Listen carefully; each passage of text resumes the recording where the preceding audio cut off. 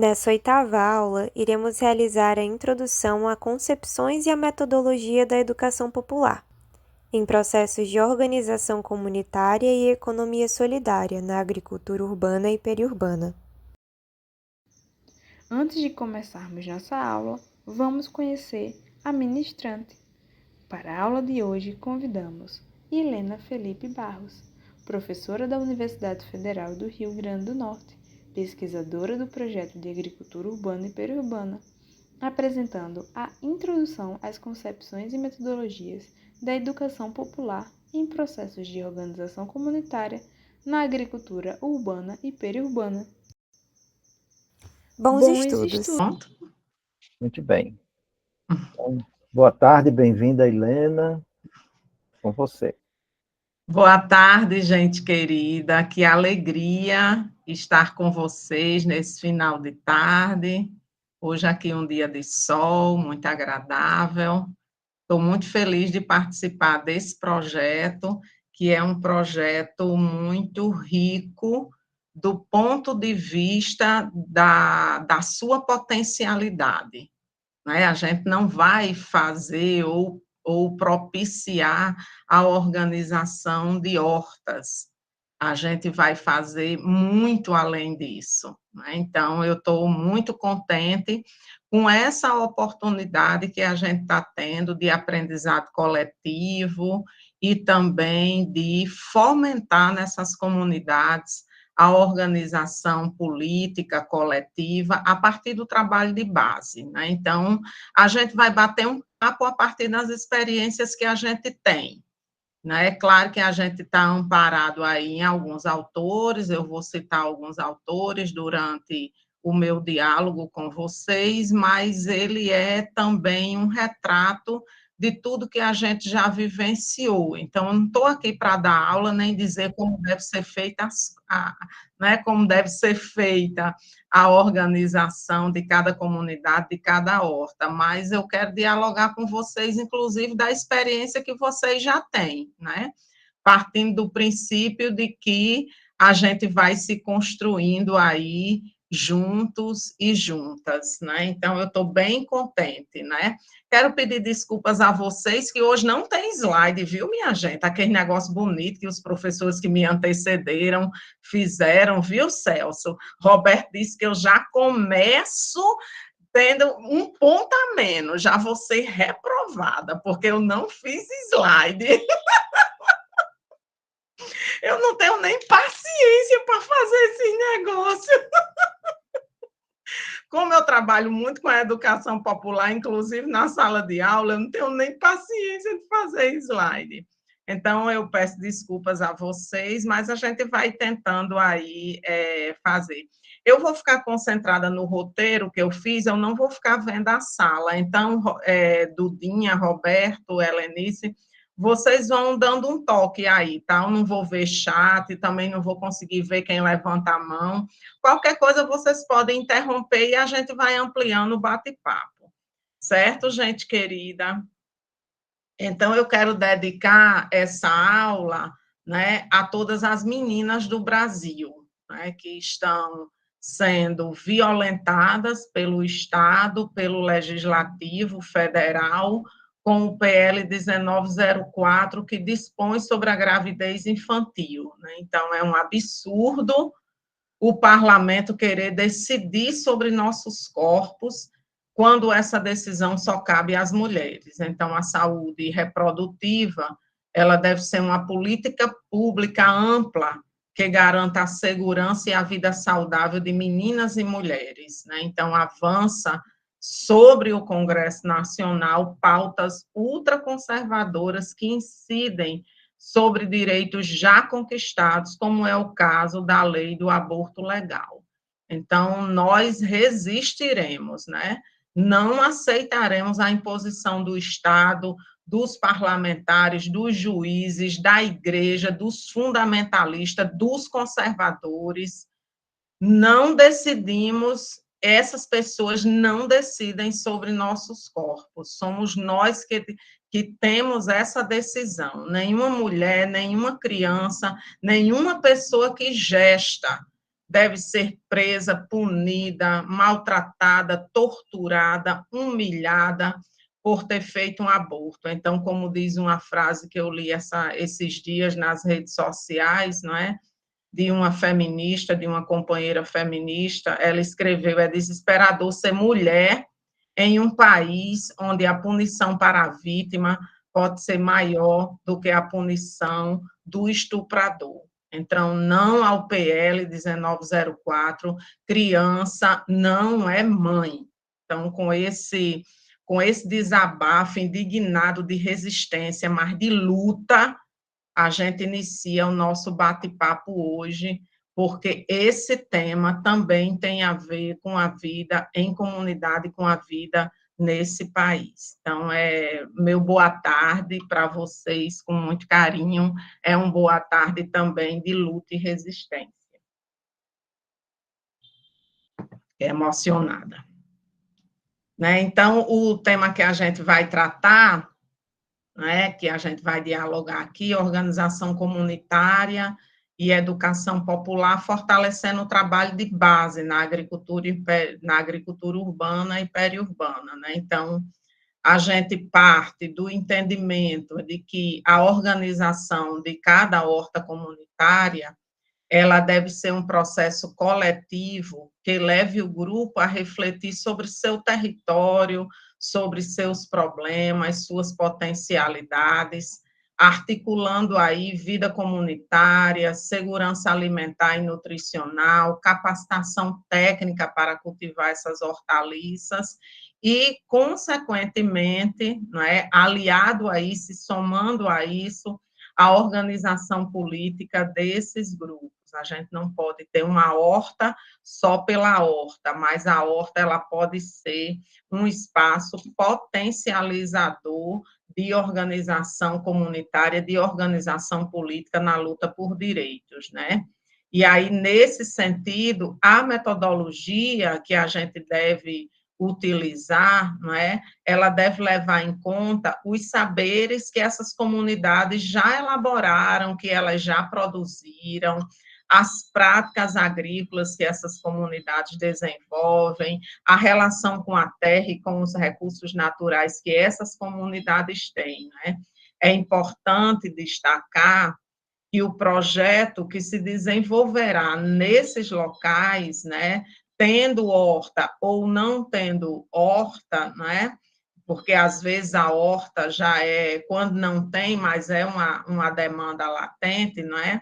Que esse projeto se desenvolva com a metodologia da educação popular, e aí potencializando e utilizando a sua concepção teórico-metodológica, os seus instrumentos e as suas linguagens, né? Então, as diretrizes metodológicas que a gente vai dialogar aqui, né, elas devem contribuir para o desenvolvimento desse trabalho de base, considerando o público, considerando o território onde as ações vão se realizar, né? Porque essas diretrizes, elas são balizares para a ação com grupo e comunidade, contribuindo aí para o fortalecimento da cidadania, da democracia e do protagonismo desses sujeitos e de suas ações, né? Então, as orientações e diretrizes, elas não têm a pretensão aqui de ensinar como trabalhar com o povo, e eu acho que isso é bem importante, né? Porque são indicações a partir da experiência vivida como educadora popular em tantos processos, né? O próprio Clodovis Boff, ele tem um livro que ele escreveu na década de 80 e início dos anos 90, também foi muito debatido, e o Clodovis Boff vai dizer: o trabalho popular é uma arte e não uma ciência. É uma arte. A gente vai aprendendo na prática, né? Então, a gente retoma aqui esse conceito do Clodovis Boff, e a gente vai partir dessas experiências, né, que vocês têm, que eu tenho, não é? E essas experiências, elas devem ser completadas, porque nada está dado, tudo é muito dinâmico, então elas devem ser completadas com novas metodologias, novas ideias de como atuar nas comunidades, né? Novas orientações metodológicas, sempre numa construção permanente. O trabalho popular, o trabalho em comunidade, a organização política de grupos e de comunidade é um trabalho permanente. A gente aprende todos os dias, e todos os dias a metodologia da educação popular, ela é desafiada pela realidade dos grupos e pela realidade conjuntural do território e do nosso país, né? Então, dito isto, né, a minha fala ela vai se desenvolver com 2 blocos. O primeiro bloco é um diálogo sobre trabalho de base e organização comunitária, e o segundo bloco, algumas diretrizes metodológicas.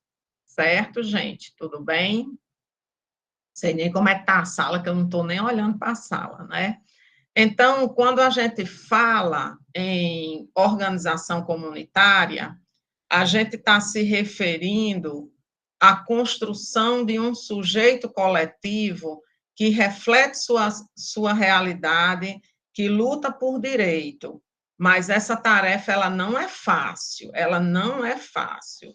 É possível construir um sujeito coletivo a partir das hortas comunitárias, né? Então, quando a gente diz assim, tal comunidade é muito organizada, já conseguiu o funcionamento de um posto de saúde, não é? Então, a gente está dizendo que aquela comunidade é organizada e que ela luta por direito. Essa tarefa é fácil? Não.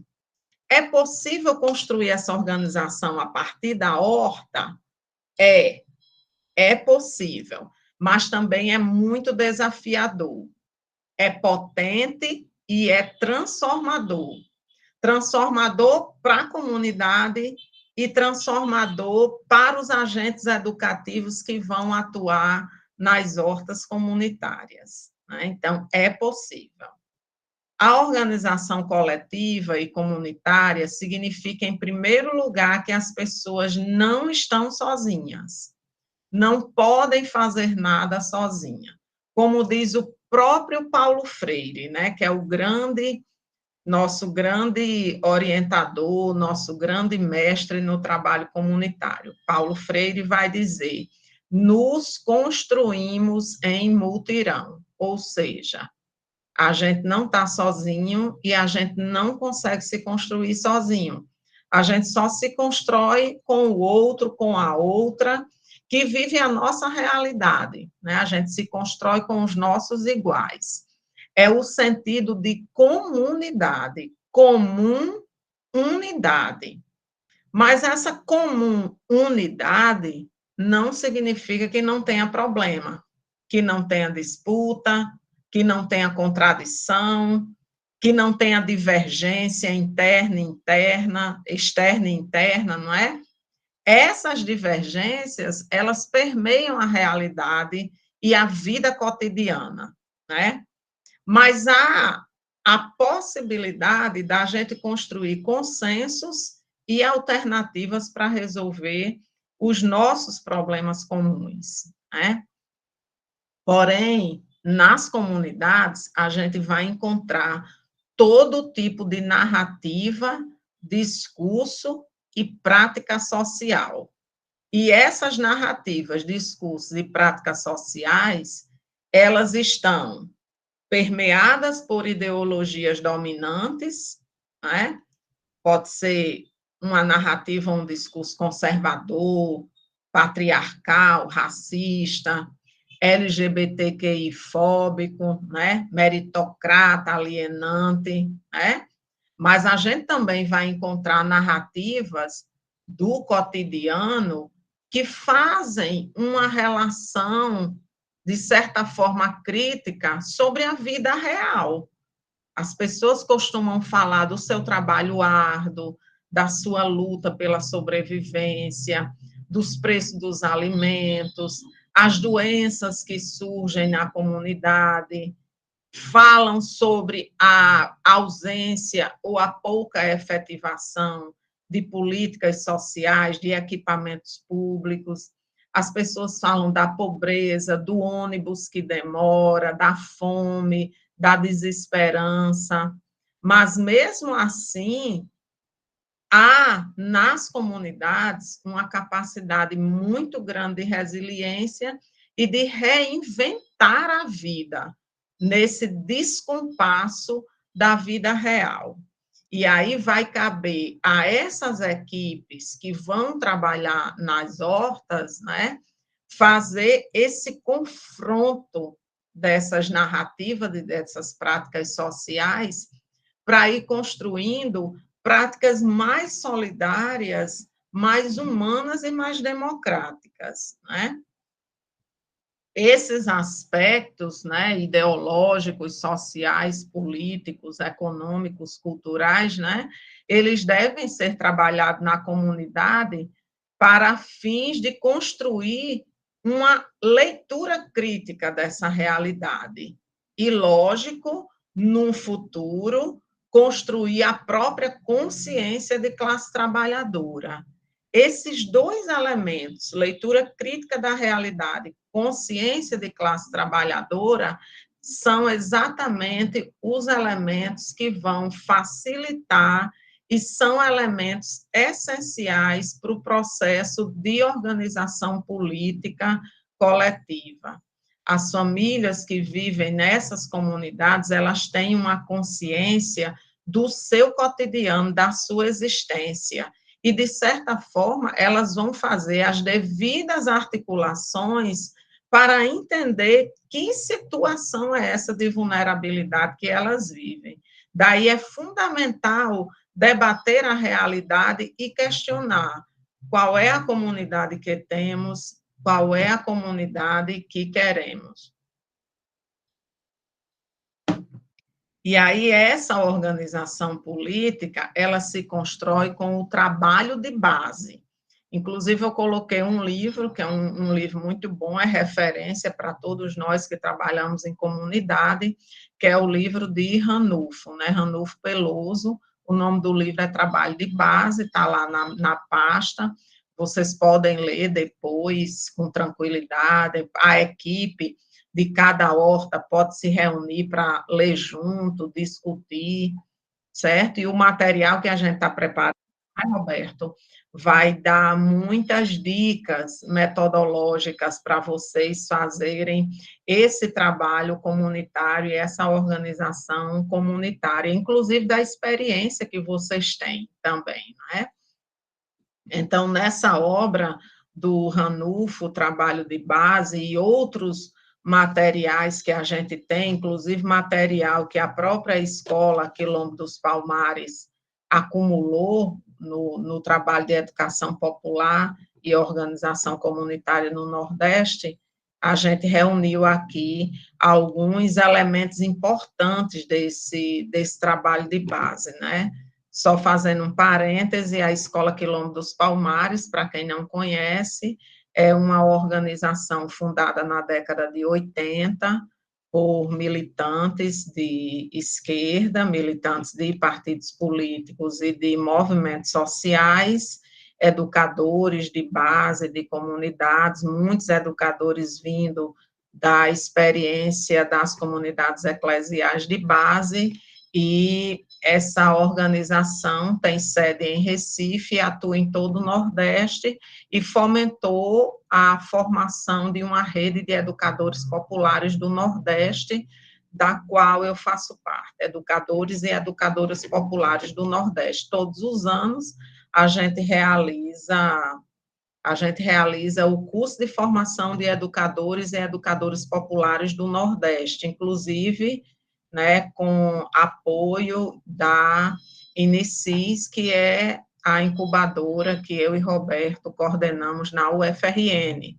O ano passado nós realizamos o curso e a gente está já organizando o curso também para começar esse ano no Nordeste. Então, todos os estados do Nordeste têm o curso, é um curso bem bacana. Mas esse é um parêntese. Voltando aqui para o trabalho de base, Ranulfo vai dizer para a gente que no trabalho de base é importante recuperar os valores humanitários, democráticos, solidários, do trabalho coletivo, da divisão de tarefas, a sororidade, a empatia, o respeito à diferença, a fraternidade, a reciprocidade, entre outros tantos valores humanitários que está presente na sociedade e que a gente precisa resgatar como valor coletivo, né? Inclusive, o Leonardo Boff, que eu gosto muito, né? Que também eu e Roberta, a gente é cria da teologia da libertação, e eu gosto muito dos escritos de Leonardo Boff, e Leonardo Boff escreve sobre o conceito de fraternura, que é um conceito que também a gente pode estar trabalhando nas nossas comunidades, né? Um conceito de acolhimento, né? De respeito à pessoa humana, não é? Não só de fraternidade, de construir aí aquela irmandade coletiva, mas é um conceito também muito de amorosidade, de acolhimento. Então, o conceito da fraternura. Esses valores, eles se confrontam diretamente com os valores do capital, né? O individualismo, o egoísmo, a meritocracia, o racismo, a LGBTQIA+, fobia, né? O fundamentalismo, entre outros tantos valores, né? Então, essa é uma batalha de narrativas, é uma batalha de ideias e também uma batalha de práticas políticas que a gente tem que desenvolver no espaço comunitário. E esses valores, eles vão vir à tona no trabalho da horta. Por isso que a gente tem que reforçar exatamente essa contra-hegemonia, essa contracultura no trabalho de valores humanitários nas hortas. No trabalho de base, também importa a autonomia, a autodeterminação, a autogestão e a autodireção da comunidade, né? Sem tutela de agentes externos, públicos ou privados, tá? Isso significa que essas ações desenvolvidas na horta, elas devem considerar que o grupo não fique dependente do agente educador e educadora que está chegando de fora. Então, a gente está chegando de fora naquela comunidade e a gente não pode criar dependência. Essa comunidade ela tem que ter autonomia. Então, todo o trabalho que a gente vai desenvolver na horta, ela deve construir a autonomia dessas comunidades. A gente não pode ajudar a construir a horta e quando a universidade sair, quando o INCRA sair, quando as organizações saírem, a horta não mais existir, as pessoas não mais se reunirem. Não pode. A horta ela tem que potencializar a construção dessa autonomia. Por isso que, a partir da horta, pode-se desenvolver um processo mais amplo de organização comunitária e luta por direito. Ranulfo também vai falar algo que é muito importante, né? Que é o despertar da dignidade das pessoas e a confiança no seu potencial. Então, a horta ela pode ser esse espaço onde a pessoa vai se tornar feliz, onde a pessoa gosta, né? Hoje à tarde é o horário da horta, é o melhor horário para mim. Então, a horta tem que ser esse lugar onde resgate essa humanidade, essa autoestima, a dignidade das pessoas, a confiança nesses valores humanitários, e num processo maior de organização política, essa horta ela pode se tornar perigosa. Qual é o sentido de perigosa? Perigosa para as elites. Por quê? Porque a partir da horta pode transformar aí num grande processo de luta por direito. Aí, no momento em que trabalhadores e trabalhadoras lutam por direitos, comunidades se organizam em torno daquilo que ela sente falta, daquilo que prejudica a sua vida comunitária, seja a falta de energia elétrica, seja a falta de segurança, seja a falta de um posto de saúde. No momento em que essas comunidades elas se organizam para lutar por esses direitos, elas se tornam perigosas para o Estado, para as elites, para proprietários fundiários, não é? Então, esse elemento que Ranulfo vai nos indicar, não é? Ele vai trazer aqui, né, esse elemento da tomada de poder, né, da população, né? Ela vai se imbuir, né, de confiança para poder desenvolver essa organização. Não vai ser uma pessoa obediente e conformada, né? Porque uma pessoa obediente e conformada, ela é fácil de ser manipulada, de ser domesticada. A partir da horta, a gente pode desenvolver aí um processo mais amplo, né? E aí, associado a isso, Ranulfo vai dizer que a gente tem que canalizar essa rebeldia popular na luta contra a injustiça e a construção de uma sociedade mais justa, né?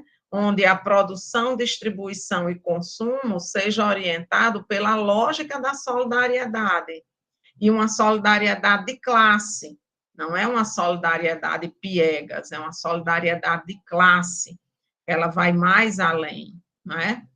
E o outro elemento muito importante do processo do trabalho de base é transformar, que tem a ver com esses outros dois que eu falei, né? É transformar a realidade e conseguir vitória em torno de todas as dimensões da vida da comunidade, né? Então, Ranulfo vai dizer que o trabalho de base ele vai se ancorar num conjunto de princípios, objetivos, leituras de realidades, né? Que se movimenta, né? Numa via, né? Que ela vai e volta, a pessoa se constrói, né? Se reconstrói a partir do coletivo. Ranulfo vai dizer um elemento muito importante para a gente que vai trabalhar nas comunidades, né? Ele vai chamar a atenção do amor pelo povo, né? Principalmente para a gente que vai ali trabalhar nas hortas, que vai estar em contato com essas comunidades. A gente não vive nessas comunidades, mas a gente vai estar em contato com essas comunidades semanalmente. Ranulfo vai chamar a atenção para esse elemento, amor pelo povo. E quando se refere ao amor pelas pessoas de uma dada comunidade, está se referindo a um bem-querer, a um gostar de ir para a comunidade, gostar da cultura local, gostar como as pessoas vivenciam, interagem, realizam as suas tradições, não é? Aí, o próprio, em sintonia com isso que Ranulfo vai dizer, o Clodovis Boff vai dizer que nesse amor e nessa sintonia com o povo, nesse gostar de ir para a comunidade, a gente vai construindo uma conexão com essa comunidade. E Clodovis Boff ainda acrescenta outros elementos que têm relação com esse amor ao povo, que é exatamente a compaixão, como sentimento de identificação afetiva e efetiva profunda, no sentido de ver no outro um sujeito de direito. Isso é fundamental, né? Querer bem ao povo é querer o seu bem, né? É querer o bem do povo, né? Eu gosto, mas eu quero o bem, né? É lutar por uma igualdade que busca autonomia, mas que busca também a libertação do povo. O outro elemento que Ranulfo chama a atenção é a confiança nas pessoas da comunidade, né? Então, destacamos a confiança como uma decorrência do amor a essa comunidade, né? Acreditar nesse sujeito coletivo que é e no futuro que ele é e que no futuro que pode ser, né? O que pode ser essa comunidade transformada, né?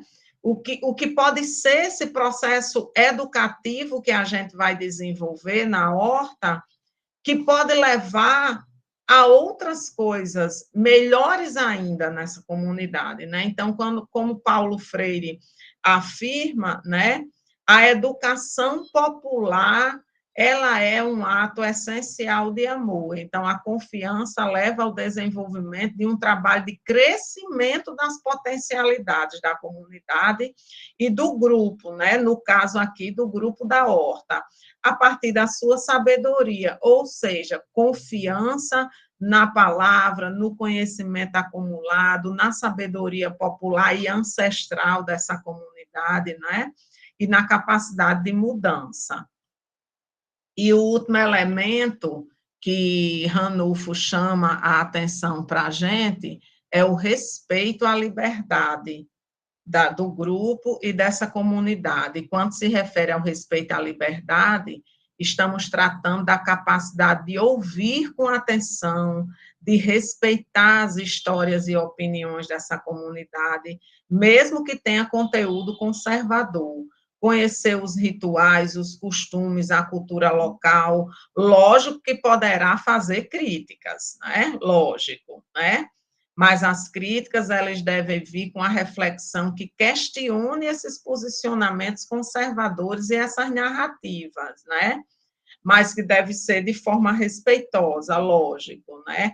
A escuta, ela vai balizar, a escuta e o respeito, ela vai balizar para que a gente vá transformando essas narrativas, né? Então, o trabalho popular em comunidade e com grupo, ele exige um pensar, que é uma reflexão mais profunda, né, e um agir, que é a ação, né? Essa relação dialética entre prática e teoria possibilita as transformações necessárias dos problemas, né? As teorias ajudam a gente a refletir a realidade vivida e ampliar os horizontes, chegar à raiz dos problemas e construir as estratégias de ação. Então, juntar essas peças aí do quebra-cabeça da organização e do trabalho popular é exatamente o papel que a gente deve cumprir, a gente que eu estou chamando de agente educador e educadora, que vai estar se inserindo aí nas comunidades, no trabalho na horta, né? Então, esse quebra-cabeça a gente precisa juntar, né? Isso, claro, num processo interativo, participativo, mediado pela metodologia da educação popular. A educação popular é o mel que adoça o trabalho organizativo, que adoça o trabalho de base, que adoça a organização comunitária. Tudo bem, gente? Até aqui, vocês estão aí? Tudo certo? Tudo certo. Ok. Tá ruim sem slide? Como é que tá? Tá bom sem slide, que assim dá tempo para eu anotar tudo, porque com slide eu fico desconcentrada. Olha. Muito bem. Então, no trabalho com os grupos das hortas, a gente deve levar em consideração uma metodologia que seja participativa e interativa e que parta da cultura local, dos saberes, né, já acumulados por essa população. Essa metodologia é a metodologia da educação popular, né? Então, quando a gente fala em educação popular, a gente está se referindo exatamente a esse modo de ser e fazer que orienta o trabalho popular, né, que contribui na emancipação dessas comunidades, né? A educação popular é um processo educativo e dialógico, né? A metodologia contribui exatamente para desenvolver e aprimorar esses saberes já acumulados, né? Alguém levantou a mão, aí eu escutei um som. Fui eu, professora, porque quando eu li o livro de Ranulf Peloso, e a senhora falando agora sobre a educação, lá tinha uma frase que eu escrevi, porque eu achei muito interessante. Como só o conhecimento não pode, como só o conhecimento liberta, não pode existir educação popular fora dos processos de luta. Eu achei isso assim, muito, um marco. Exatamente, exatamente. Então, a metodologia popular, ela vai exatamente propiciar a leitura crítica da realidade e os processos de luta. E muitas lutas podem surgir a partir da organização da horta comunitária, né? Tem um autor que lançou um livro recente. Eu acho até que a gente pode colocar, Roberto, esse livro lá na pasta, que é aquele livro que foi lançado esse ano, de Educação Popular, de Alfonso Torres Carrilho. Acho que a gente pode colocar lá na pasta, que é muito bacana esse livro, foi lançado esse ano, né? Então, Alfonso, ele resgata o conceito de educação popular a partir dessa experiência da América Latina, não é? E de toda a produção intelectual, política, sobre essa praxe libertadora que vai ter para a gente, vai ter a sua gênese, né, com um trabalho maravilhoso que Paulo Freire desenvolveu e que deixou o legado para a gente para toda a vida, não é? Então, Alfonso vai dizer que a educação popular, primeiro, ela é uma leitura crítica e indignada da ordem social vigente, né? Ela é um questionamento do papel integrador da educação formal desempenhada. Então, a educação formal ela é totalmente diferente da educação popular, que Paulo Freire vai chamar de educação bancária, não é? Segundo, a educação popular é uma intencionalidade política emancipatória frente à ordem social vigente, exatamente isso que a Helenice colocou, não é? É uma educação que ela leva à luta social, né? Terceiro, a educação popular é um propósito de contribuir para o fortalecimento de setores dominados como sujeito histórico capaz de conduzir a mudança social. Então, a educação popular, ela fortalece a organização política para mudança e transformação social. Um quarto elemento que Alfonso vai colocar é que a educação popular é uma convicção de que a educação é possível que contribua para essa transformação, né? Então, ele vai aqui reafirmar esses valores, né, aí, transformadores da educação popular. Eita, já são 10:05, né? Deixa eu ir adiante aqui, né? Então, em relação à metodologia da educação popular, eu coloquei lá um texto de Paulo Afonso para vocês. Ele é um texto curtinho. Esse texto Paulo Afonso escreveu a partir de um companheiro maravilhoso que faleceu há 2 anos, e ele contribuiu muito, ele deu a vida o tempo todo para a organização popular no Nordeste, ele era da Rede de Educadores Populares do Nordeste, ele era da Escola Quilombo dos Palmares, e o texto que eu disponibilizei para vocês é um texto que ele escreveu a partir dos processos de formação política de educadores e educadoras populares, né? Então, ele vai dizer aqui, eu acrescentei outras coisas aqui nos elementos da metodologia. Então, ele vai colocar que a metodologia da educação popular, né, alguns elementos são fundamentais, né? O primeiro elemento é a participação ativa dos sujeitos. Então, não dá para você fazer um processo de horta comunitária com a metodologia da educação popular sem ter a participação das pessoas.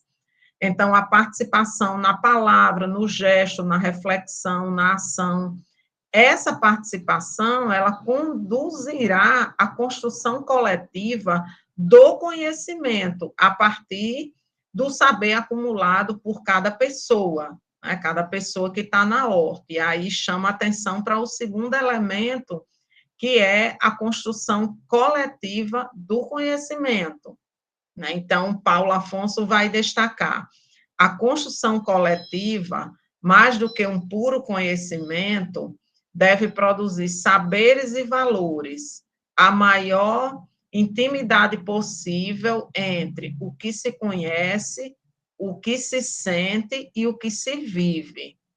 Também não é uma negação do saber historicamente acumulado, né?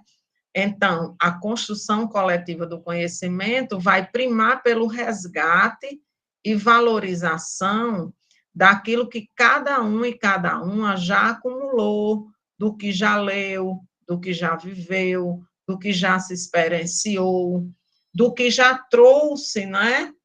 Dos seus ancestrais, das pessoas mais antigas da comunidade, das pessoas mais, né, mais antigas da família, né?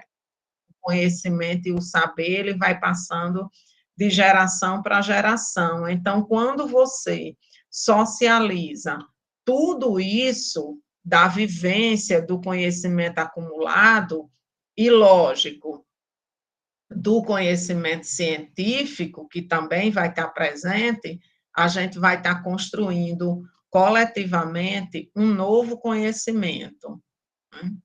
Ele vai também falar da utilização de diferentes estratégias didática pedagógica para facilitar o processo de organização, mobilização e formação dos grupos populares, né? Então, a gente tem uma infinidade de técnicas, linguagens e procedimentos metodológicos. No material que a gente está preparando, a gente vai dar uma série de indicações para vocês, né?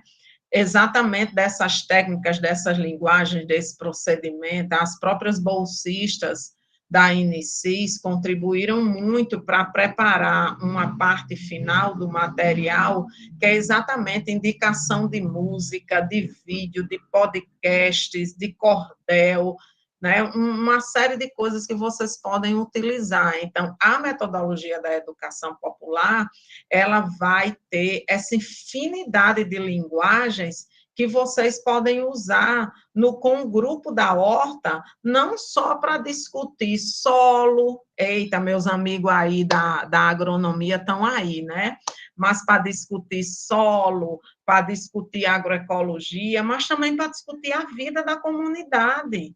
A horta, ela não está separada do território, da vida da comunidade. Então, vocês podem utilizar a dinâmica de grupo, jogos recreativos, pintura, desenho, recorte e colagem, vídeo, fotografia, contação de história, música, teatro, poesia, cordel. Gente, tem uma infinidade de estratégias didático-pedagógicas na metodologia da educação popular.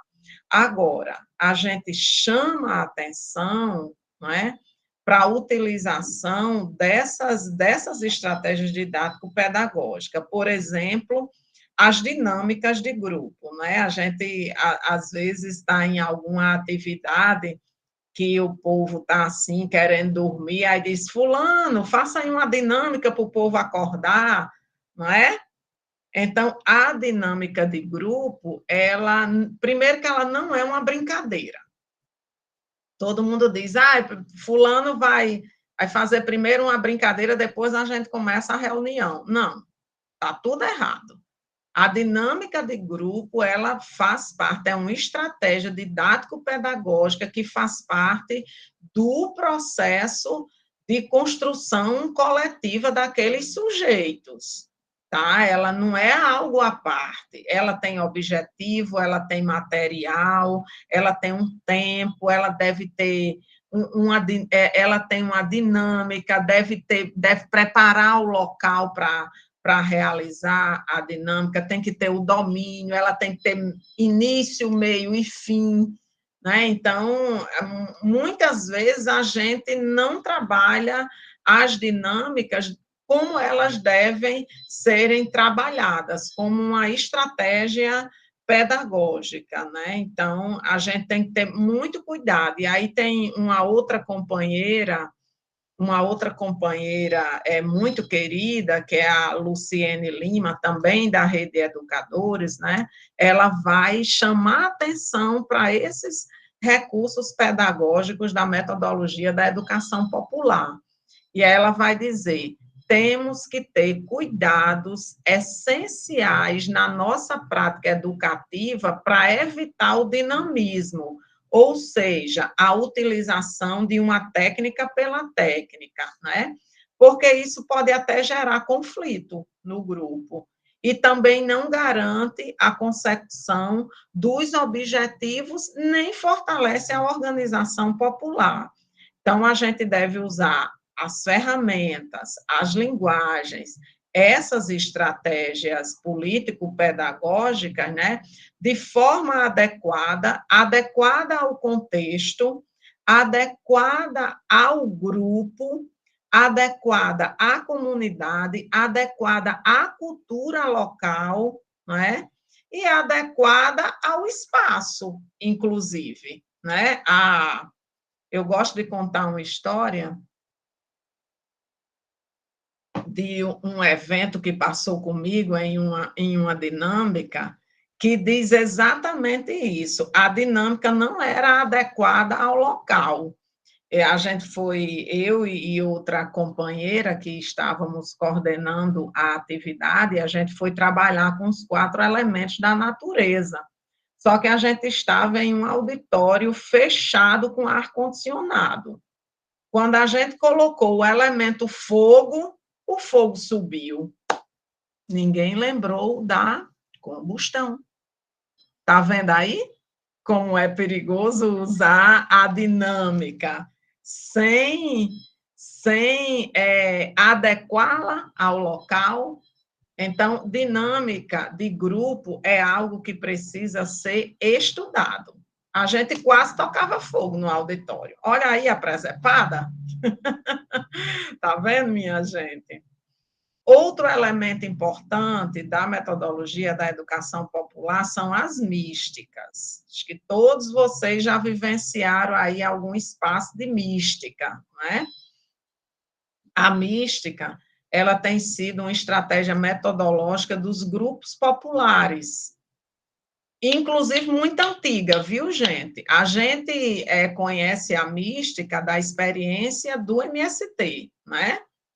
Então, a mística, ela foi popularizada e conhecida, né, amplamente pelo MST.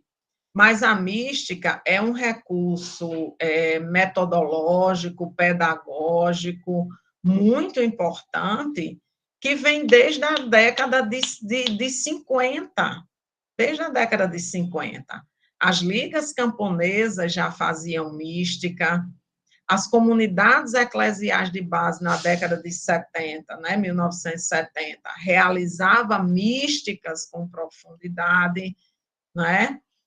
Paulo Freire, no seu trabalho de alfabetização popular, realizava as místicas, e aí o MST, que nasce nessa fonte aí, né, o MST nasce a partir de experiências das comunidades eclesiais de base, ali organizada pela Comissão Pastoral da Terra, na década de 70, o MST vai vivenciar, então, suas primeiras lideranças vão recuperar o elemento da mística, e aí vai usar todas as atividades do MST, elas iniciam e terminam com um espaço de mística, não é? E aí muitos autores já escreveram, né, sobre as místicas, né? A gente pode dizer que é uma espécie de cerimônia ou de ritual que vai ali desempenhar uma função política, uma função subjetiva, uma função pedagógica e também uma função organizativa. Então, a mística é muito importante.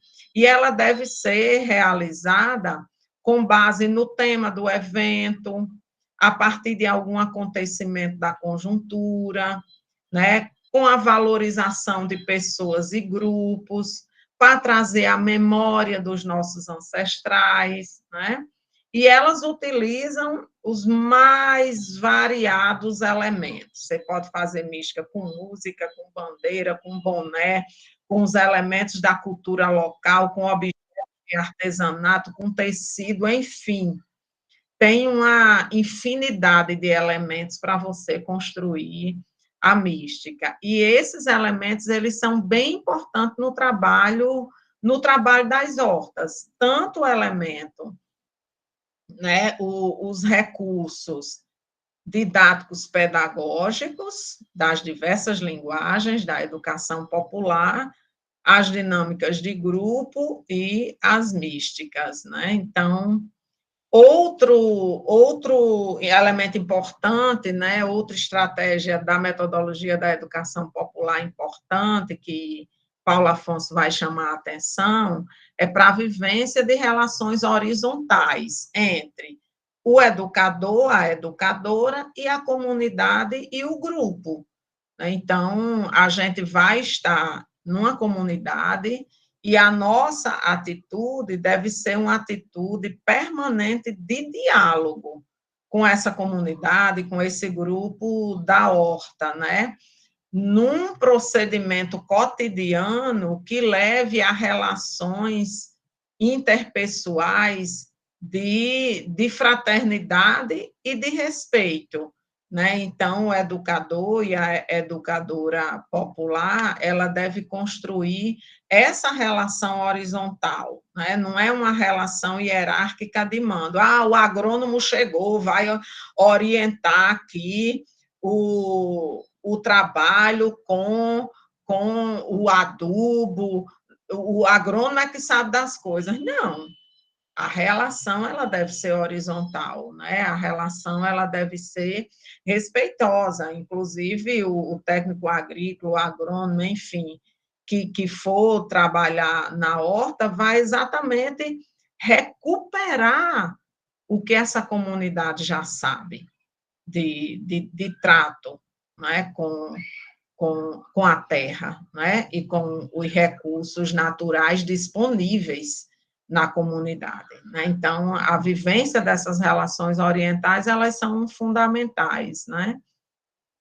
Um outro elemento que Paulo Afonso vai chamar a atenção é levar em conta todas as dimensões da vida. A metodologia da educação popular, que quer tornar as pessoas, grupos e movimentos mais fortes para garantir mais conquistas e avançar na mudança social, para que as pessoas cresçam de forma integral, tranquila, equilibrada. Então, respeitar as diferenças e acolher as pessoas como elas são e com suas escolhas, né? Então, levar em conta essas dimensões da vida, né? A subjetividade das pessoas, a vida real dessas pessoas, né? As alegrias, as tristezas, né? E, por fim, para esse bloco, eita, e a hora? Ainda posso falar mais um pouquinho? Estou terminando o primeiro bloco. É a construção da autonomia, né? E do efeito multiplicador. Paulo Afonso vai chamar a atenção para esse efeito multiplicador, né? O trabalho desenvolvido, ele deve construir o processo de autonomia da comunidade em relação à universidade, em relação a qualquer, inclusive, instituição executora de algum projeto, né? Então, as hortas, elas terão sempre como protagonistas a própria comunidade e o grupo, nunca Nunca o protagonista deve ser a universidade, a equipe que foi contratada para trabalhar na horta, né? Então, a equipe executora e a coordenação do processo serão facilitadores da construção coletiva, contribuindo para que o grupo possa construir alternativa de segurança alimentar e nutricional num primeiro momento, e, posteriormente, a horta poderá ser um instrumento de geração de renda e de construção e conquista de direitos. O importante é que, no final do projeto, o grupo esteja fortalecido e possa caminhar com seus próprios pés, né? Independente do acompanhamento da universidade, dessa equipe executora. Certo, gente? Então, terminei o primeiro bloco, que são os blocos mais de diálogo aí sobre trabalho de base, metodologia da educação popular. Tudo bem, gente? Estão aí? Tudo certo? Digam alguma coisa. Tá, tudo bem. O povo está reagindo, deixa eu olhar aqui para a sala. Oi, estou na sala. Tá tudo bem? Pela mãozinha parece que está dando certo, né? Alguma questão que vocês querem levantar desse bloco? Vocês querem socializar alguma experiência? Né? Enfim, tirar dúvida. Se quiserem tirar dúvida, Roberto está aqui, ele responde terça. Hein, Roberto? Professora, tanto eu quanto um rapaz aí falou, eu me interessei pelas míticas, que eu fui ler lá o que era mítica, lá em Ranulfo, no livro dele, ele fala sobre as míticas. O rapaz também perguntou aí nos comentários, também tem um rapaz. Meu querido Nunes, diga aí, meu amor. José Silva é Nunes, né? Porque o Nunes é o do meio, aí o e-mail da Pois universidade... eu estou reconhecendo pela foto. Aí o da universidade tira o Nunes. Diga aí, meu querido. Não, eu vou só destacar, né, uma questão que você traz que, para mim, é fundamental. A gente está aqui em Recife já começando essa aproximação com as comunidades, chegando num território em que já tem outras instituições atuando, então, muitas vezes, esse vai ser o nosso campo dessa mediação, né? E também nessa fase de diagnóstico da área planejamento já, em algumas comunidades. E eu sou agrônomo de formação, né? E venho dessas ciências agrárias que, às vezes, vou dizer assim, é um pouco dura para certas compreensões desse processo, né? Me incluo nisso, mas desse alerta que você chama da importância da gente partir dos conhecimentos pré-existentes. Nós fizemos uma discussão muito interessante com a professora Michele Jacó sobre os grupos que são importantes de vegetais, legumes que podem estar numa horta, né? Isso é muito rico para a gente poder contribuir com que esses desenhos de horta contribuam com que as pessoas possam comer melhor em determinado momento desse nosso projeto, mas é fundamental a gente partir do que já se sabe, dos conhecimentos locais, né?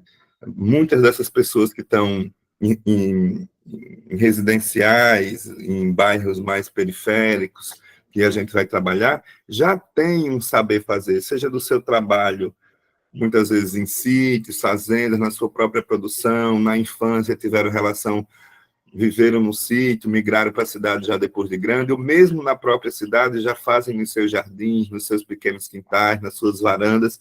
Então, o cuidado com isso, como potencializa a gente não construir essa relação horizontal no sentido de que não traz uma horta pronta, de cima para baixo, né, para propor, mas uma horta que ela vai se construindo a partir desse diálogo. Agora, é fundamental também que você diz assim, Agora vai ter que haver o diálogo entre esse saber fazer popular e esse saber acadêmico. Então, tudo bem, ali ela está produzindo só folhosas.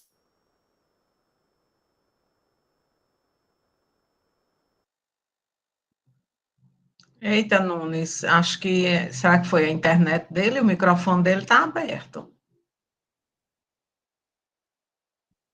Mas, enfim, isso que Nunes coloca, quando ele voltar aí, ele retoma. Isso que Nunes coloca é fundamental, né? E não dá para a gente chegar achando que a gente é dono de toda a sabedoria do mundo, né? E todo mundo tem uma experiência nas periferias, todo mundo tem uma experiência de plantar no seu quintal. Eu mesma já recebi várias vezes das minhas alunas mamão, abacate, que as mães plantam no quintal, então as pessoas têm uma sabedoria acumulada, né? Nunes?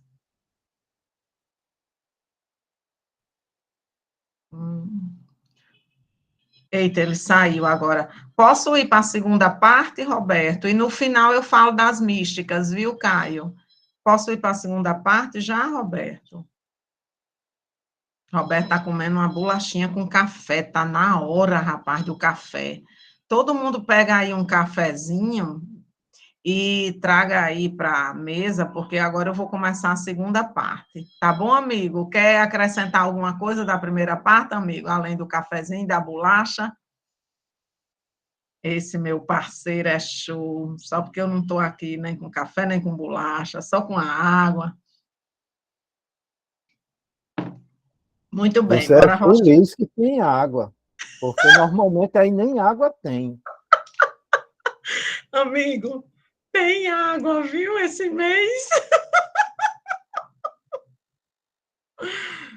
Nunes voltou. Foi, Nunes, caiu aqui, mas era isso, essa importância da consideração dos saberes locais para poder construir coletivamente. Também não fazer disso uma camisa de força para que a gente não possa dialogar com o conhecimento que a gente também chega nessas experiências, que é o conhecimento acumulado a partir da academia, das experiências já feitas. Então, como é que a gente se situa nesse campo de estabelecer uma troca de forma mais igualitária possível entre o que existe e o que chega? Esse cuidado que você também chama atenção. Obrigado, querida. Sempre bom te ouvir mesmo. maravilhoso, Nunes querido. E o que é que vai, como é que a gente pode dizer, o que é que vai balizar entre o conhecimento, né, daquela senhora que planta ali no quintal a fruta, do senhorzinho, né, que planta milho e que tem um canteiro de coentro no quintal, com o saber de um agrônomo, de um técnico agrícola, o que que vai balizar? Como é que junta isso? A gente junta com a metodologia, gente. É a metodologia da educação popular que vai fazer esse casamento. É a forma como a gente vai desenvolver as atividades formativas que faz esse casamento entre o saber acumulado e o saber científico. Os dois são fundamentais e a gente tem que fazer esse casamento dos dois. Mas deixa eu ir aqui para a segunda parte, porque ainda deve ter outras questões e falar ainda um pouquinho das místicas. Ou então, deixa eu falar mais um pouquinho aqui das místicas, né, Roberto, para poder ir para a segunda parte, que aí fecha esse primeiro bloco, né? Então, as místicas, né, como eu coloquei, alguns autores, né, já teve muita dissertação e muita tese, monografia de conclusão de curso, tese de doutorado sobre a experiência das místicas no MST, né? Então, alguns vão dizer que é uma espécie de cerimônia, e outros vão dizer que é uma espécie de ritual que traz à tona companheiros que já faleceram, né? Traz à tona ensinamento de grandes intelectuais, filósofos que a humanidade teve que nos ensina, né? Então, aqui para o MST, tem 4 características importantes da mística, né? A primeira, que a mística é uma qualidade e um valor no processo educativo. Então, a mística ajuda, inclusive, subjetivamente, as pessoas se sentirem bem para a ação formativa, mas também para a luta. A mística alimenta a subjetividade. Por isso que o MST vai dizer que uma primeira característica da mística é que ela é uma qualidade, ela é um valor, ela alimenta essa subjetividade, ela alimenta esses princípios revolucionários que o MST tem na sua prática e nos seus documentos, nas suas decisões congressuais, né? Então, primeira coisa é essa, que a mística é uma qualidade e um valor. Segunda questão é que a mística é uma prática ritual, né? Segue o mesmo rito? Não. Cada mística, ela tem um ritual diferente. Cada mística, ela tem um ritual diferente. E essa mística, ela é sempre preparada por um grupo de pessoas que está ali naquela atividade. Por exemplo, dá um exemplo bem prático, né?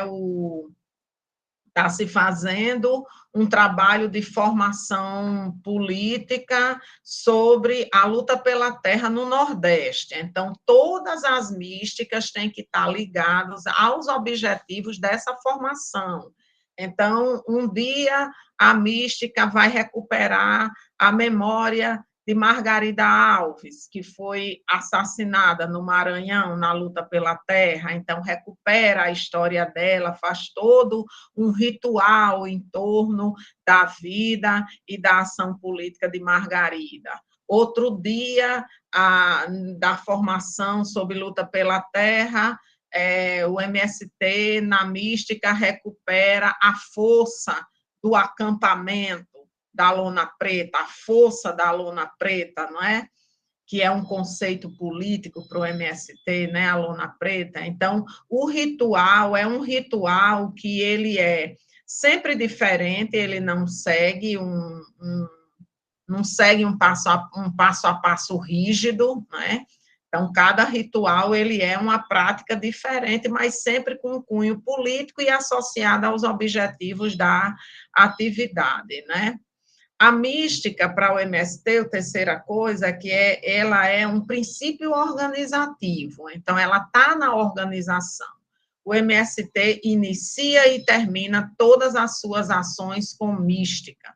Então, ela é um princípio organizativo. Não dá para se organizar sem ter a mística como esse elemento que vai alimentar a subjetividade e os princípios políticos do movimento. Terceiro, que a mística é um método de trabalho de base. Então, para o MST, ela é um método do trabalho de base, né? Tem alguns elementos no MST que eles são obrigatórios, podemos dizer assim, obrigatórios entre aspas, né? No trabalho de base, né?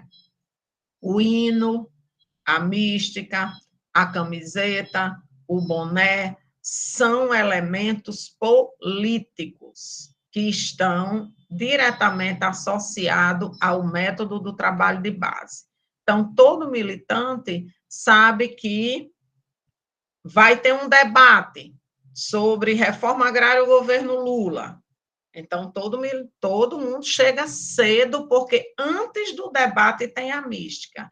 E a mística vai estar exatamente associada a esse debate sobre reforma agrária e o governo Lula, certo? Acho que quem perguntou foi Caio. Caio, não sei se respondi, né? Mas tem muito material sobre mística, tem inclusive um livro só sobre mística, que é muito bacana.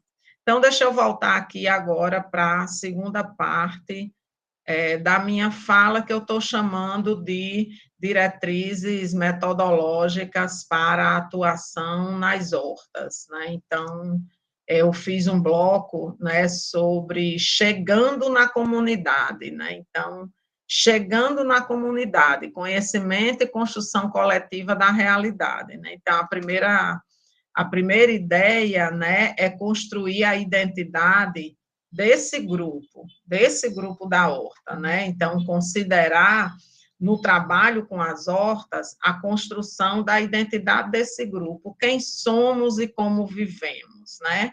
Porque às vezes, muitas vezes, como a nossa sociabilidade do capital, ela é essencialmente individualista e egoísta, então a família olha para o seu próprio umbigo, não é? Então, a ideia da construção da identidade é trazer outras práticas sociais que tem na comunidade, exatamente para aquelas famílias que estão na horta sair do seu isolamento e olhar para o seu entorno e ir construindo ali quem somos e como vivemos. Quando a gente estava na pandemia, né, soltaram um vídeo na época que todo 2020, todo mundo isolado, né, soltaram um vídeo de como a gente vivia, né, que não se conhecia, não conhecia nem as pessoas da minha rua, do meu prédio, né, e como eu estava ali trancado, passei a perceber que o meu vizinho, né, na casa vizinha tinha cachorro, né, que na casa vizinha tinha criança, porque o som das crianças, né? Então, na comunidade, pode ser que a gente encontre pessoas que nem se conheçam direito. Por isso que é importante a gente construir essa identidade. E aí, na época da pandemia mais forte, né? Porque ela ainda existe, a doença ainda está no meio de nós, infelizmente, né? Aparecia, né, todas aquelas cenas de pessoas tocando na janela, aí todo mundo via, nossa, tem um músico, né, na nossa rua, no prédio, enfim, né, ou então pessoas que deixavam, eu fiz um bolo, deixar ali na porta da vizinha, e descobria que a vizinha era uma boleira, né, então é muito importante que a gente construa essa identidade desse grupo, né? Quem somos nós, como nós vivemos, a partir daí vai aparecer vários elementos para se trabalhar nas hortas, porque o importante dessas hortas não é a horta em si, ela é fundamental, porque ela vai gerar renda no futuro, mas é também importante ver as potencialidades daquela comunidade, as potencialidades das pessoas, o que tem, o que pode intensificar para gerar, né, para gerar frutos, né, para gerar novos frutos, novas realidades, né? Então, a primeira coisa, construir a identidade. A segunda coisa, conhecer a vida cotidiana da comunidade. Então, ao chegar na comunidade, o educador, a educadora, deve apropriar-se do que existe no território, ou seja, quais são os problemas comuns, quais são as potencialidades, com quem conta, né? É importante mapear as organizações locais, né? Mapear as organizações locais, né? Tem algum, sei lá, time de futebol, quantas igrejas tem, quais são os equipamentos sociais, né? Os equipamentos culturais que tem na comunidade, até equipamentos políticos também, pode ter a associação, pode ter até a sede de um sindicato em alguma dessas comunidades, né? É importante mapear quais são os serviços públicos que são executados ali, né? Como é o modo de vida, né, das pessoas, quais são os costumes, quais são as tradições culturais, quais são os problemas socioeconômicos, as formas de lazer. Gente, é muito importante as formas de lazer. E aí a gente fica pensando nesse debate agora da privatização das praias, né?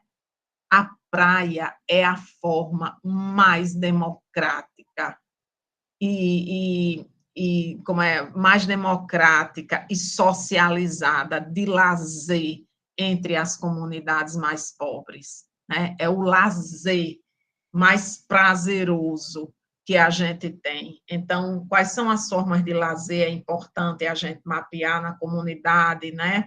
O tratamento das instituições públicas e privadas na população. Qual é o tratamento que essas instituições dão à população, não é? E ainda, como é que essa comunidade ela se relaciona com o seu entorno? Que isso é fundamental. Qual é o território que essa comunidade está inserida, né? Que características estão presentes na comunidade que são pertencentes ao território, qual é a abrangência geopolítica e econômica do território, qual é a participação e as relações de poder entre as classes sociais nesse território que incide diretamente na comunidade. A gente pode chegar em comunidade que tenha, né, que seja chefiada por tráfico. A gente pode chegar numa comunidade que seja chefiada por uma igreja, ou pode chegar numa comunidade que seja tudo em comum e que o grande catalisador dessa organização seja a associação comunitária. Então, é muito importante a gente conhecer a vida cotidiana dessa comunidade, né? Inclusive percebendo essas relações de poder. Terceira coisa, conhecer a experiência com a horta existente ou não. Pode ser que a gente chegue em comunidade que tenha horta, mas pode ser que a gente chegue em comunidade que não tenha horta, mas que as pessoas tenham experiência no seu quintal, né? Então, é importante que o educador e a educadora, antes de começar a horta comunitária destinada ao projeto, né, conheça o que já existe de experiência produtiva na comunidade. Os quintais, né? Os becos, gente, a lateral das casas é chamada de beco no Nordeste, né? Eu acredito, não sei se em todos os estados, né? Mas tem muitas pessoas que produzem nos becos, né? As árvores que são plantadas na frente das casas, né? As hortas, sejam elas individuais ou coletivas, é importante a gente saber que, às vezes, tem pessoas que têm uma horta, 2, 3 vizinhas, uma única horta, porque uma tem um quintal muito grande, né? E se junta 3, né? Tem pessoas que têm canteiro de ervas, né? Sempre tem, né? Um capim-santo, um hortelã, né? As plantas frutíferas que tem na comunidade, é muito importante. E algo fundamental, quais são as fontes de água que tem ali naquela comunidade, né? Então, conhecer essa experiência de produção da comunidade, né? E, ao conhecê-la, recomenda-se valorizar o que já existe de conhecimento produtivo, os tipos de planta, a forma como cultiva o solo, se usa veneno natural ou agrotóxico, né? Imagina você chegar numa comunidade que todo mundo planta, tem um quintalzinho, mas todo mundo usa o mesmo veneno agrotóxico. Já é um elemento para, né, para fazer a transformação agroecológica e retirar esse veneno da produção das frutas, né, da pequena horta que tenha, né? Como é que a comunidade se relaciona com o seu ambiente local e com o seu território, como é que trata os resíduos sólidos e os dejetos, como é que utiliza o que planta na alimentação da família, se há comercialização, se há alguma troca solidária entre as famílias com os produtos de cada casa. Então, é fundamental que se conheça a experiência produtiva daquela comunidade, né? Depois, conhecendo as pessoas que fazem parte das hortas. E aí, super importante, a gente conheceu a comunidade, conheceu a experiência produtiva, conheceu o cotidiano, o território, mas a gente precisa conhecer as pessoas. E nas hortas a gente vai encontrar uma diversidade de relações sociais e de grupos, né? Nos diferentes territórios. que compõem aqui esse projeto, mas principalmente a presença das mulheres, né? Assim, é importante trabalhar as relações desiguais de gênero, raça, etnia e classe, no sentido de combater os diferentes preconceitos e discriminações, né, que gera múltiplas violências na vida desses sujeitos, né. Então, as desigualdades nas relações de gênero, elas dizem respeito ao processo desigual que foi construída social e culturalmente sobre o papel do homem e o papel da mulher, né? Esse papel, quem deve ocupar o espaço público, quem deve ocupar o espaço privado, inclusive desigualdade em torno da sexualidade, né? O debate agora, né, da sexualidade, da reprodução social e humana, a divisão sexual do trabalho, a vida pública e a vida privada, isso tem que vir à tona. As hortas, pode ter hortas que só tenham mulheres, e aí a gente não vai discutir violência contra a mulher, a gente não vai discutir a proteção das nossas meninas, que esse debate está na ordem do dia, não é? Essas desigualdades, né, elas geram uma violência profunda na vida das mulheres, na vida das meninas e também na vida da população LGBTQIA+, né? Então, nas hortas a gente vai encontrar essa diversidade humana e que é preciso a gente estar atenta para as demandas, né, particulares e singulares dessas populações, né? Então, outro aspecto importante, né, dessa diversidade humana, né, a gente vai encontrar pessoas muito diferentes em termos de etnia, raça, orientação sexual, de gênero, deficiência, religião, estado civil, idade, né? Então, a gente vai encontrar muitas diferenças.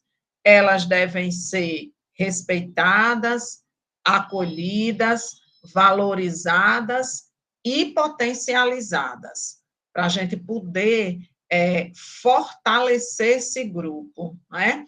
Lembra da história que Ranulfo dizia? O amor ao povo, né? O amor ao povo está exatamente nessa relação de respeito, de valorização e de potencialização das qualidades que cada pessoa carrega, tá? Das suas virtudes, né? A horta deve ser um espaço de acolhimento e vivência humanitária entre os diferentes sujeitos, né?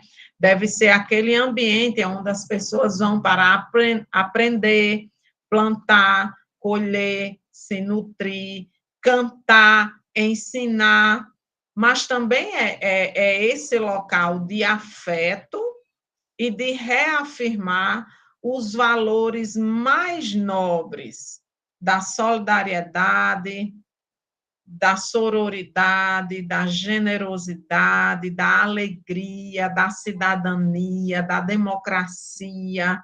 É esse ambiente que a horta deve construir em torno das pessoas. Por isso que é fundamental que a equipe que vai trabalhar conheça as pessoas. Como é que a equipe vai conhecer essas pessoas? Lá no momento de construir a identidade. Quem somos? Né? E aí tem dois elementos importantes, o combate ao capacitismo e o enfrentamento ao racismo, né? Então, esses dois temas a gente vai precisar também enfrentar na horta, porque em toda comunidade, em todo lugar, a gente vai encontrar pessoas negras e pessoas com deficiência. Né? Então, o capacitismo, por exemplo, né, ele vai aparecer ali, né, e a gente deve exatamente combater o sistema de opressão, né, que hierarquiza a vida humana pelo tipo de corpo, que a gente tem, né? Então, se a pessoa tem uma deficiência, o preconceito vai dizer que essa pessoa é inferior, que essa pessoa é anormal, que essa pessoa é incapaz, e a gente tem que combater essa violência, né? Então, o combate ao capacitismo é fundamental, fundamental. Pode ser que na horta não tenha pessoas com deficiência, mas pode ser que nas famílias das pessoas que estão na horta tenha pessoas com deficiência. E se tiver pessoas com deficiência, a horta deve ser o ambiente de acolhimento e de afeto. E aí você vai ver a autoestima dessas pessoas, ela vai aumentar, essas pessoas vão ficar mais produtivas, vão desenvolver suas habilidades, né? E o outro enfrentamento que a gente vai precisar fazer é o enfrentamento ao racismo, né? Racismo estrutural e o racismo ambiental, que a gente vai encontrar nessas comunidades, né? O racismo deve ser combatido no trabalho de organização da horta, né? O racismo é um fenômeno estrutural presente na cultura política e enraizado na sociedade desde a colonização brasileira. Então, a gente precisa descolonizar os nossos territórios, né? E o ministro Silvio Almeida, ele vai definir o racismo como uma forma sistemática de discriminação que tem a raça como fundamento e que se manifesta por meio de práticas conscientes e inconscientes que culminam em desvantagens ou privilégios a depender do grupo racial ao qual pertence. Então, a gente, né, essas equipes executoras, elas têm que caminhar no sentido de combater o racismo e construir o fortalecimento da identidade de raça no grupo, da valorização dessas pessoas, inclusive resgatando a ancestralidade. Então, o material que a gente está preparando vai ter mais coisas sobre racismo estrutural e racismo ambiental para vocês. Eita, já faltam 20 para as 6. A última parte agora, porque essa segunda parte tinha 2 partes. Essa última parte aqui, gente, tá dando certo, tá tudo bem. Roberto, falta agora a última parte, que tem 3 pontos. Como é que tá aí? Posso finalizar, gente? Você está usando a metodologia de Jack por partes. Tá joia, Helena. Siga em frente, minha filha. Pois é, menino, minhas risadas vão ecoar nessa gravação, né, amigo? Por fim, minha gente, nós queremos chamar a atenção para 3 elementos importantes que devem acompanhar o nosso trabalho nas hortas. O diagnóstico, o planejamento participativo, monitoramento e avaliação e a sistematização.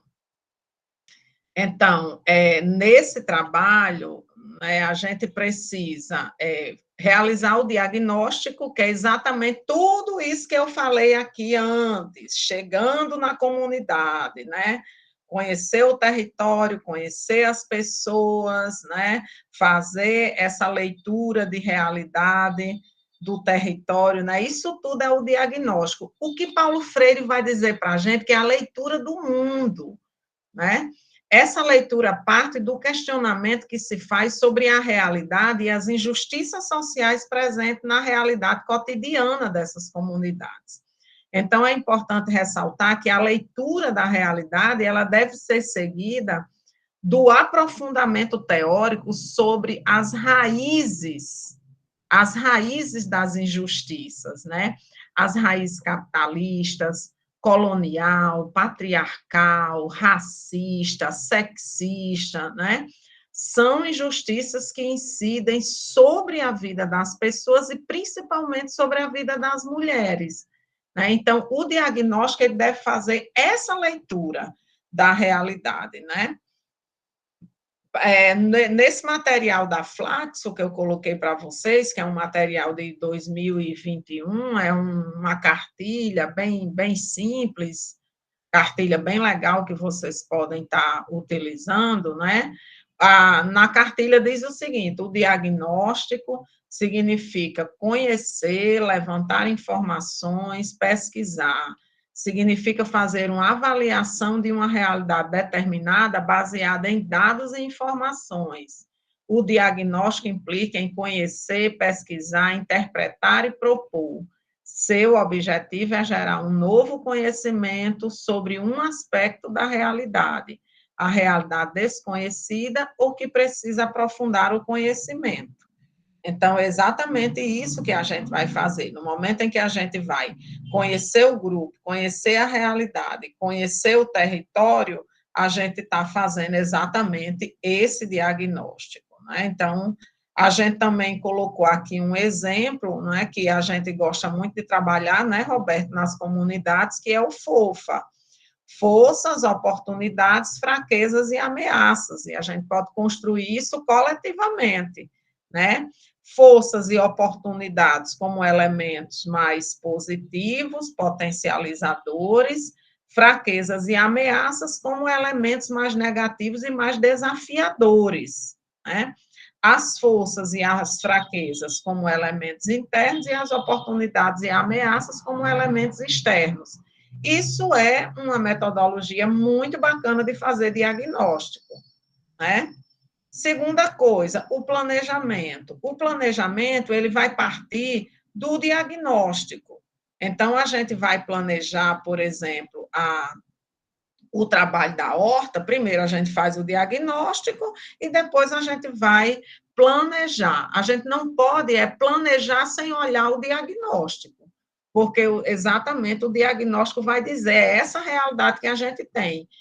Aí a gente seleciona os problemas que a gente vai atacar no planejamento, tais e tais problemas agora de imediato e tais problemas mais a médio e longo prazo. E aí vai fazendo esse planejamento, mas no sentido totalmente participativo, porque se não tiver a participação das pessoas, a ação não acontece. Não acontece. A gente só se envolve com aquilo que a gente ama.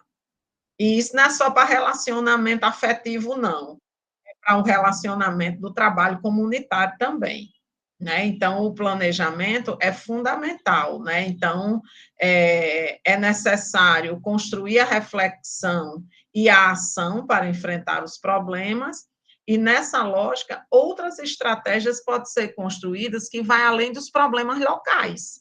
Pode surgir indicação de atividade que seja para lutas mais amplas, né? Podem surgir indicativo de ação que é para chamar pessoas do território para discutir, por exemplo, o transporte público, que não chega na comunidade, né? Então, a luta política é um direito de todos os cidadãos, né? E a partir do planejamento pode surgir a luta política, né? E tem até uma campanha importante do MST que diz: lutar por direito não é crime. Né? Então, a gente propõe que o planejamento, além de ser da horta, mas seja também de questões mais amplas dessa comunidade, né? E com o procedimento, o processo do trabalho nas hortas, é importante que a gente faça a avaliação, né?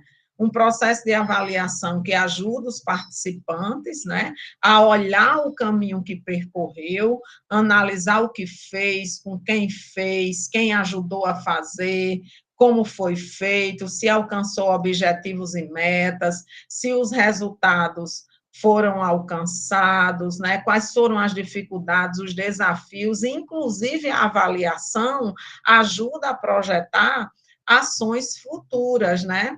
Porque a avaliação contribui para traçar novas estratégias e metas com vistas a resolver o problema, não é? E a gente pode dizer, né, sobre a avaliação, não é, que é olhar a terra, readubá-la, replantar o que não vingou e colher o que produziu. Né? Então, portanto, a avaliação um processo educativo. E, por fim, a sistematização, no final desse projeto, nós vamos sistematizar todo o conhecimento que a gente produziu a partir de cada horta, né? E a sistematização, ela é exatamente essa grande colheita que nós vamos fazer, né? E no processo de educação popular e trabalho popular, a gente utiliza muito a sistematização, né? Oscar Hara, que é um grande teórico e militante da educação popular, ele escreveu, inclusive, um livro maravilhoso, que o nome do livro é Sistematização de Experiência. Ele vai dizer o seguinte nesse livro: a palavra sistematização, utilizada em diversas áreas, né, quer dizer principalmente classificar, ordenar ou catalogar dados e informações e organizá-las em um sistema. Essa é a dimensão, essa é a definição mais comum de sistematização, né? Mas no campo da educação popular e no trabalho de base, nos projetos sociais, a gente utiliza a palavra sistematização e essa dimensão da sistematização num sentido muito mais amplo, né? Ela não é só ordenar os dados, mas é também colher os aprendizados críticos a partir da experiência vivida, né? O que eu aprendi, o que me desafiou, o que eu quero construir para frente. A sistematização, ela joga a gente para olhar para o futuro, para olhar mais longe. A gente caminhou até aqui, a gente aprendeu isso. Então, a gente pode ser mais, a gente pode fazer mais, né? E o próprio Paulo Freire vai dizer: o importante não é o achado, mas o mover-se na busca. Ou seja, o momento em que a gente para e olha tudo que a gente produziu nesse um ano e meio de projeto, né? A gente vai perceber o caminho que a gente percorreu, né? Esse mover-se na busca, né? Esse percurso, né? Quem estava do meu lado, quem não estava, a dificuldade que eu enfrentei, o desafio que eu venci, o aprendizado, né, que eu colhi dessa experiência e o que nós vamos fazer para frente, né? Então, essa é uma dimensão fundamental que a gente deve trabalhar aqui nesse projeto. Então, eita!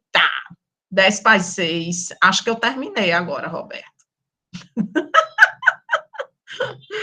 E aí, minha gente, deu certo, não deu certo? O que mais que a gente tem para contribuir? Falta 10 minutos, né, Roberto? Diga aí, Roberto, você é o coordenador, você e Celso. Agora, eu acho bom você abrir para que as pessoas possam reagir, né? Esse material, como a Helena disse, está sendo sistematizado, né? E vocês vão, além das leituras que ela está recomendando, em julho, eu creio que será possível que vocês recebam esse material. A questão é que vocês já estão em campo, já tem tempo, e em junho, julho, vocês vão intensificar o trabalho nas comunidades onde serão implantadas as hortas comunitárias, né? Então, mas vai dar certo. O conteúdo é esse, Helena, parabéns. Então, está aberto aí, gente.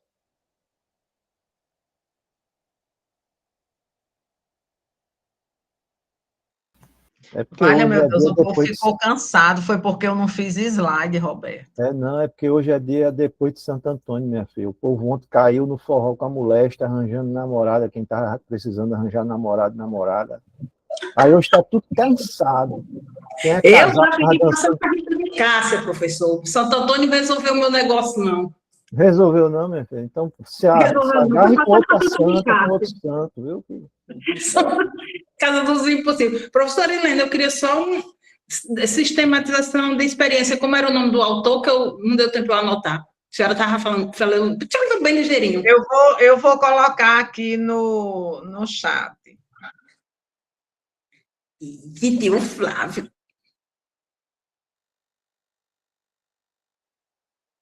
Eu acho que a gente tem algum material de Oscar Hara, a gente pode colocar também, Helena, né? Lá na pasta, no Isso, Drive. eu acho que até o livro, Roberto, eu acho que tem em Uhum. PDF. Eu tenho que olhar aqui nas minhas coisas. Se tiver o livro em PDF, como tem o de Ranulfo, né? A gente pode colocar na pasta. Deixa eu fazer uma consulta aqui, uma enquete. De todo mundo que está aqui na sala, quem, quem tem experiência de trabalho comunitário, bota aí a mãozinha aí, aquele levantamento. Sim, Maria José já está inscrita, tá vendo? Bota aí a mãozinha. Quem tem experiência de trabalho comunitário, trabalho com comunidade, viu, Helena? Olha, ó, mantém a mãozinha aí, só para a Helena ver. Olha, Helena. Tá vendo como eu chuvinho molhado? Não, chovendo molhado não. Aí você deu uma animada aqui, sistematizou. Mas Maria José, ó, já está inscrita. Vai, Maria.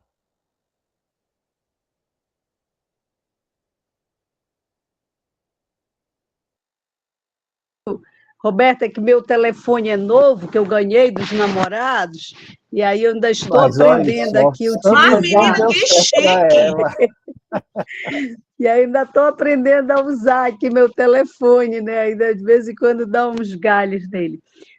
Na realidade, eu acho que o que a Helena, né, que a Helena colocou, ele possibilita a gente resgatar, né? Inclusive eu tenho uma monografia sobre educação popular, de uma especialização que eu fiz, que eu estudei com o Carlos Brandão, com o Michel Tiolan. Inclusive, a gente tem um livro que é editado por nós, pela incubadora da UFPA, que foi prefaciado pelo professor Tiolan, pelo Michel Tiolan, e pela mulher do Azarrola, que é mulher do Paulo, deixa eu ver se eu me lembro, Bosco Pinto, que é um livro que nós temos, que ele trabalha muito essa questão, que ele trabalhou com Paulo Freire, ele é do Amazonas, mas trabalhou aí no Nordeste muito tempo, na América Latina também, e é um livro assim que a gente editorou pela incubadora, e assim, que é muito utilizado, inclusive pelo pessoal da UFRJ, outras pessoas têm utilizado, que a gente pode até disponibilizar para o nosso grupo, porque ele traz primeiro, primeiro capítulo, eu tenho trabalhado muito até com meus alunos de mestrado, de doutorado,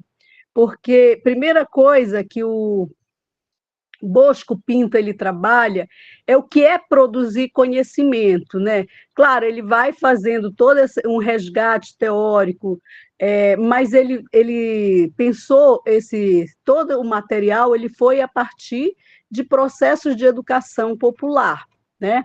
Então ele facilita um pouco toda a discussão sobre o que é produzir conhecimento, porque eu vejo que isso mesmo nos programas de pós-graduação, ele tem uma dificuldade, porque ele ensina a fazer o projeto, algumas coisas, mas não ensina a pensar, né? Nesse processo de troca de conhecimento. Então, assim, eu acho que o que você trouxe, ele recupera, né, essa necessidade da gente voltar. E aí, quando você estava falando, eu estava pensando entre nós, cada grupo, talvez, né, de trabalhar realmente em termos de oficinas. A partir do próprio material, eu li o material que você encaminhou, né, e assim, eu acho que esse trabalho do Paulo, o Bosco Pinto, ele traz também toda como reunir, como fazer caderno de campo, como sistematizar, eu acho que ele também contribui, né? Agora, a experiência que a gente tem tido, coordenei a incubadora da UFPA, hoje eu estou aposentada, trabalho num programa de pós-graduação em desenvolvimento rural e gestão de empreendimentos comunitários, agroalimentares, aliás, que a gente trabalha muito com essa perspectiva, né, do conhecimento popular, que a gente trabalha com as comunidades. Então, é um mestrado e um doutorado profissional, onde os alunos eles precisam ter uma ação concreta. Então, o que a gente tem trabalhado muito nessa perspectiva da educação popular, e eu acho que esse material que você está trazendo, esse debate, o que você colocou como experiência, ele facilita muito, né? Inclusive, a Raquel, que está aí, ela é uma aluna do mestrado, orientanda do Adebaro, e aí que a gente até indicou para ela estar trabalhando a partir do nosso projeto, viu, Roberto?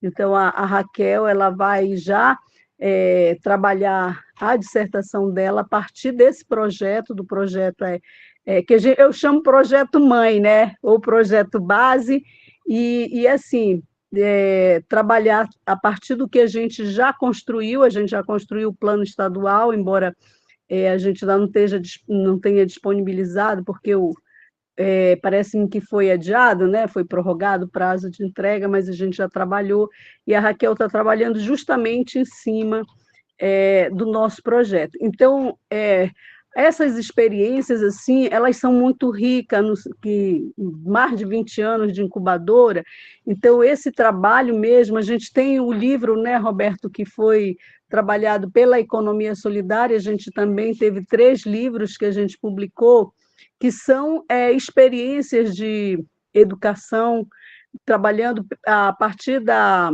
incubação como uma tecnologia social de educação apoiada na educação popular, no Paulo Freire, na metodologia da alternância, né? Então, assim, tudo que você falou, ele reanima para que a gente possa estar dinamizando e potencializando essa prática. Maravilha, querida. Dê um abraço em Adebaro, por mim. Ok. É Nunes agora, vai, Nunes.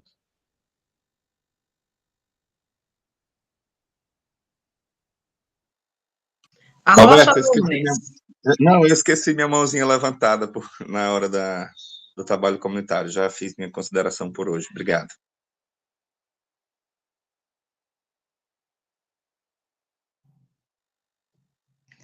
É isso, amigo. O que mais?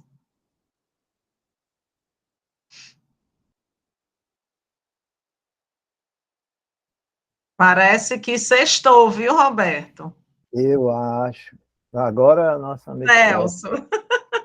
Celso maravilhoso. Um abraço para você, querido. Outro para você. É muito bom te ouvir falar. Eu acho que eu só queria pontuar, né, a importância, porque dentro, né, de cada uma das aulas, dos módulos que foram ministrados, né, está sendo trabalhado um dos pilares de sustentação do projeto, né? E esse, hoje apresentado pela Helena, ele é fundamental, né? Ela tocou num ponto, mas eu quero reforçar, né? A elaboração dos projetos agora, né? Já foi feito o plano estadual, está elaborado, mas agora a gente vai para aquele nível do planejamento, né? Porque se a gente pegar a forma como a gente pensou o projeto, né? O projeto básico, né? Ou o projeto que nós apresentamos ao Ministério, ele é um planejamento, né?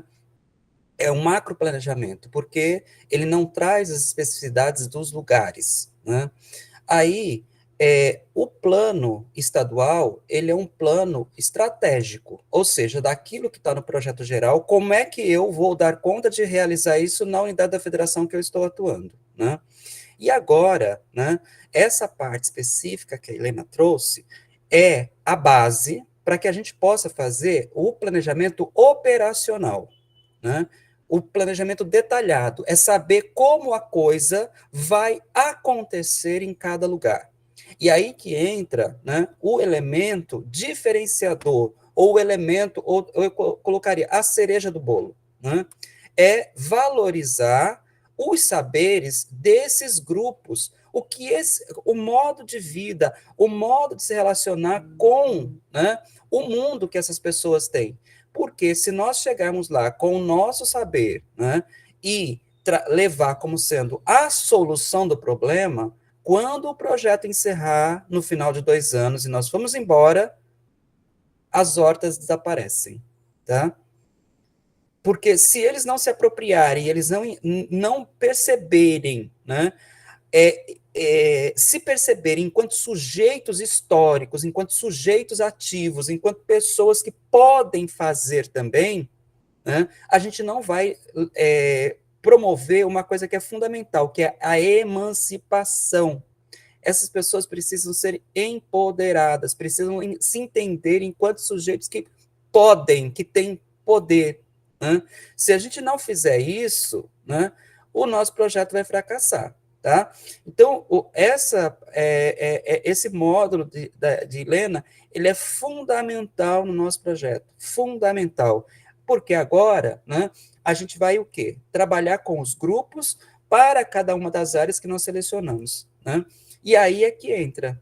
Primeiro, nós temos que abordar, como é que nós vamos abordar? A Helena deu todo o passo a passo de como abordar, o que valorizar, o que prestar atenção, o que, né, a gente pode agregar, né, o que a gente agrega e de que forma também, porque se você for para uma reunião dessa, né, e você colocar o teu saber como sendo, né, o mais sabido, né, acabou, né? Você vai fazer com que as pessoas percam o interesse em participar, porque ela vai achar que, bom, eu não sei nada, então eu vou lá para aprender.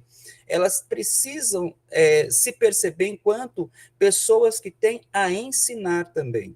E nesse processo, né, é impressionante o resultado quando isso acontece, né?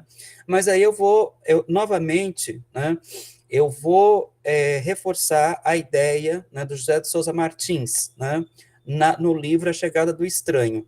Nós somos os estranhos, tá? Se nós não incorporarmos essa ideia que nós somos os estranhos, a gente não consegue aplicar essa metodologia ou enxergar esse grupo da forma como Helena está colocando no módulo dela, tá? Então, é muito importante esse é o ponto, né? É a virada de chave de um projeto, né? De mais um projeto aí que se tenta implantar uma estrutura produtiva e depois você vê tudo, né, indo por água abaixo, e um projeto que realmente vai deixar, né, uma semente plantada e daí as pessoas vão continuar. E ainda mais, se nós conseguirmos fazer isso, isso tem um potencial de multiplicação enorme, tá? Enorme.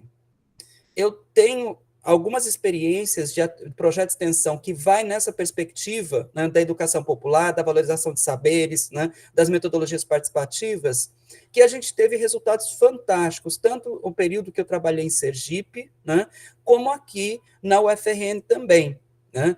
Tem comunidades que eu trabalhei, comunidades rurais, eu não tenho experiência com comunidades urbanas, né, os meus projetos de extensão sempre foram com comunidades rurais, que tem um salto, né, enorme quando a gente consegue, de fato, trabalhar nessa perspectiva, né, da educação popular, né, da valorização de saberes, de uma parceria mesmo com essas pessoas nessas comunidades, tá? Então, e aí, né, o planejamento participativo, então, o uso de metodologias participativas agora é fundamental, né? Então, nós precisamos nos apropriar das metodologias participativas para nós podermos aplicar nas reuniões para poder iniciar a construção do projeto da horta, tá? Senão, vai ficar um projeto nosso, e o projeto não pode ser nosso, o projeto tem que ser da comunidade. Nós estamos nessas comunidades agora como intermediadores, não podemos ser os protagonistas, né? Então, esse é o momento, né, da virada de chave para que o projeto, né, comece a se estruturar, né, ou comece a se materializar como nós estamos pensando ele desde o início, tá? Então, eu sempre, assim, uma das metodologias participativas que eu gosto de usar é o diagnóstico rápido participativo, né? Eu acho fantástico, ele funciona bem, né? Mas aí eu acho que, eu não sei se Helena colocou, né?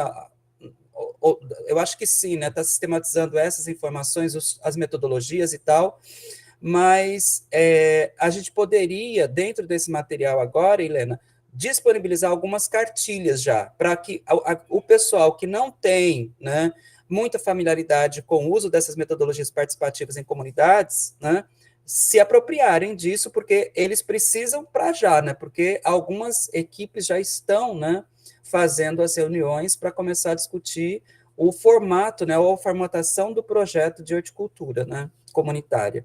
Enfim, era isso que eu queria colocar, né, para ser o chato, né, olha, presta atenção nesse ponto, né, para já que a Helena não, toda a simpatia dela eu venho, né, para equilibrar um pouco, né, e cobrar. Mas muito obrigado, Helena. Ah, mas é isso mesmo, Celso. Pode disponibilizar, quanto mais material tiver, disponibiliza lá na pasta. Maria José também tem material, coloca lá na pasta e vai ajudando todo mundo. Quando a gente concluir o material, vocês receberão e está tudo dominado, né, Roberto? E eu agradeço, viu, gente, toda a atenção, carinho de ficar aí 2 horas na telinha sem slide do Canva, né, Roberto? E vocês ficaram aí atentos, atentas.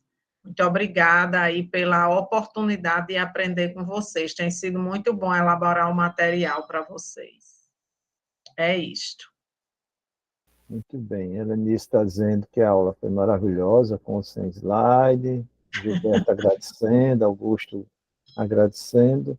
Vou parar aqui a gravação agora. Já parou, Dudu? É para parar aqui? Tem que parar, posso clicar aqui.